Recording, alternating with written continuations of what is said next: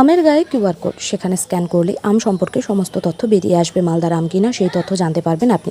নতুন এই পদ্ধতি ইতিমধ্যে চালু হয়েছে মালদার আমে। মালদহ জেলা উদ্যান পালন দপ্তরের পক্ষ থেকে এই বছর থেকে এই কিউআর কোড ব্যবহার করা শুরু হয়েছে।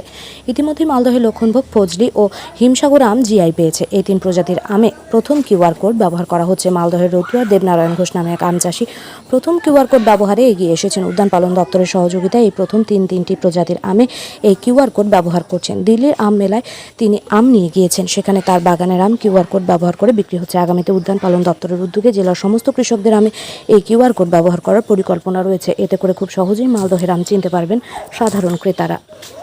চেনার নতুন আধুনিক যে পদ্ধতি সেটাকে অবলম্বন করছেন আপনারা, কি এই আধুনিক পদ্ধতি এবং কিভাবে চেনা যাবে মালদার আম? মালদায় আমের জন্য প্রসিদ্ধ এবং এখানে বিভিন্ন প্রজাতির আম চাষ হয় এবং এটা বহু বছর ধরে এই চাষ হয়ে আসছে এবং বিদেশের বাজারে বা ভারতবর্ষের বিভিন্ন প্রভিন্সেও এই মালদার আমের একটা জনপ্রিয়তা রয়েছে। তো এটাকে বোঝার জন্য বেশ কিছু কৃষক এগিয়ে আসতে চেয়েছে যে আমরাও আধুনিক পদ্ধতিতে আমাদের কিউআর কোডের মাধ্যমে যদি এই আমটা বিভিন্ন প্রান্তে আমরা পাঠাতে পারি বা বাণিজ্যিকভাবে যদি আমরা পাঠাতে পারি, তাহলে কি হবে, মালদার এই সঠিক প্রজাতির আম কোন বাগান থেকে এটা হচ্ছে এবং সেই বাগানটা কিভাবে পরিচর্যা করেন, কিভাবে কাল্টিভেশন করেন, কি পদ্ধতি অবলম্বন করেন, কি ধরনের কোনো কেমিক্যালস ইউজ করেন কি না, সেটা কিন্তু ওই কিউআর কোডের মাধ্যমে যে কোনো প্রান্তের মানুষ কিন্তু জানতে পারবে।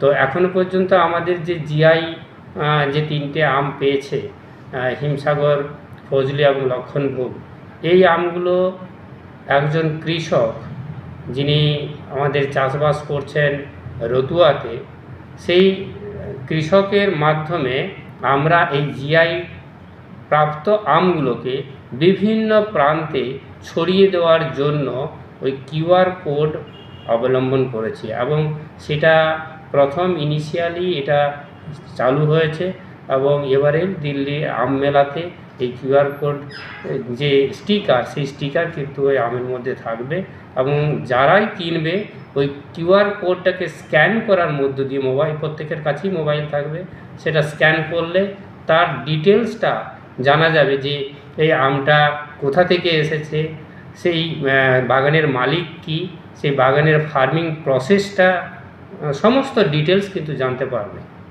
তো এটাই একটা নতুন টেকনিক, যেটা আমাদের ভারতবর্ষে আলফানসো বা এরকম আরও জনপ্রিয় যে সকল কমোডিটি বা ফ্রুট ক্রপস আছে যেগুলো কিউআর কোড অবলম্বন করে বিদেশের বাজারে যায়, সেটা কিন্তু আমাদের পশ্চিমবঙ্গে আমরা আমের ক্ষেত্রে এটা শুরু করলাম। এটা কি পশ্চিমবঙ্গে প্রথম?